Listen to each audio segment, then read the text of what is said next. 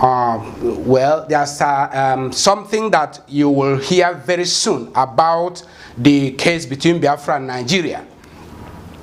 So we are saying that this issue of self-determination is something that can be resolved by legal methodology, which includes the judicial process, the political process, and the diplomatic process. So whenever we talk about the legal methodology, some people think it's only going to court. That is the people's understanding. When we say legal methodology, they say, oh, court. No. Legal methodology means lawful methodology. Let me put that way. That is a methodology that is recognized by law.